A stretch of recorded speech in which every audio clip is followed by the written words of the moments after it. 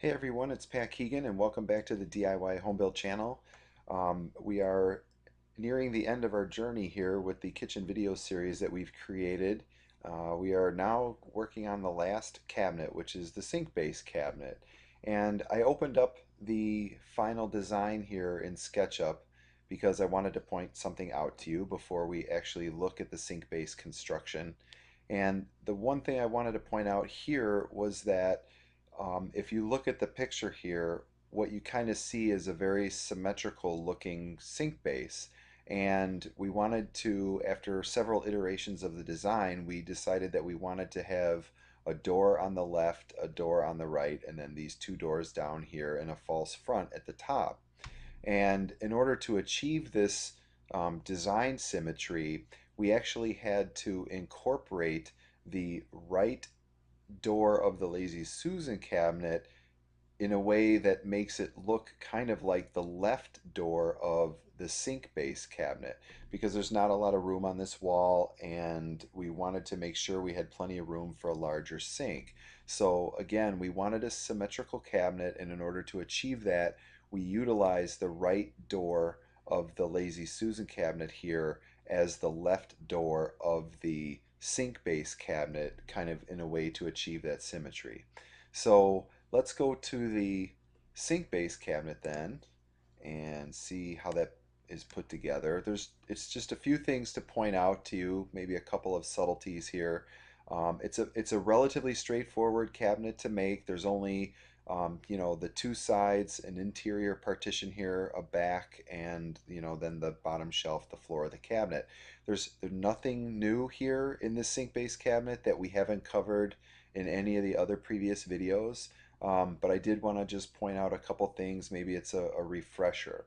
The first is that the sink base cabinet from is basically 46 inches wide, if you can see that little 46 number there that popped up. Um, and the width of the cabinet is always measured by the width of the face frame because the actual box or carcass is always slightly smaller than the face frame. And that's to allow cabinets to be connected together, such that the face frames are the only elements in the structure that are actually touching one another. And the reason they do that is because if you were to basically make the side walls just as long as the face frame, you might have some problems getting those face frames, really tightened up together to make it look, as seamless as possible. So again, it's a pretty straightforward cabinet in terms. It's not nearly as complicated as the Lazy Susan cabinet.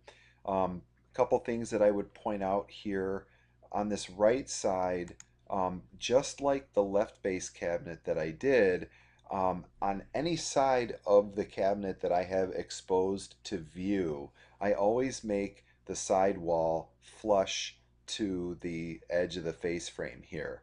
And again, it's not going to be connected at this point to another cabinet, so it's okay if it's flush. It's just the way I like to do it. If you go to Home Depot or Lowe's or anything and you look at any of the stock cabinets there that they have, they're always going to be a slight, the face frame will be slightly oversized compared to the actual carcass of the cabinet. But when I do it, I just make them all flush because that's just the way I like to do it. However, as I mentioned, on the side that's not visible, I am going to have a slight recess by about a quarter of an inch. Now you can use 3/16 or you can use 1/8.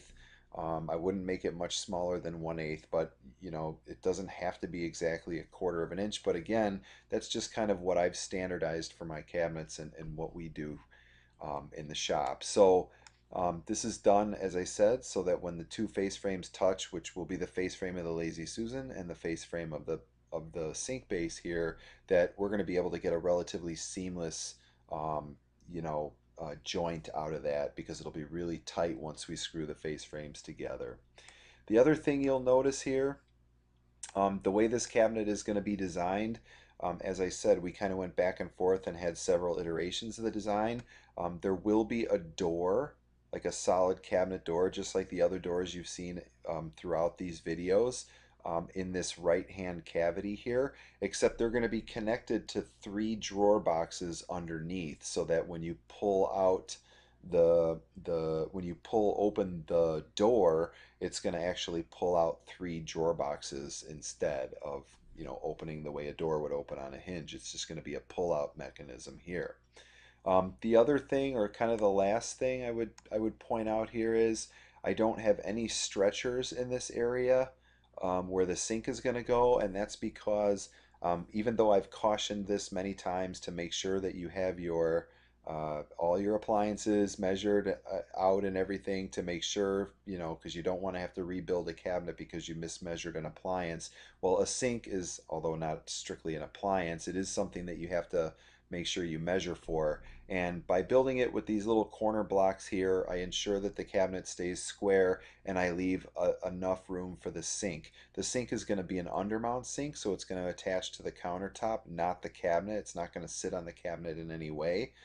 So I left those stretchers off to give myself the maximum amount of room possible in this space in case we come back and find that a larger sink needs to be installed or something like that.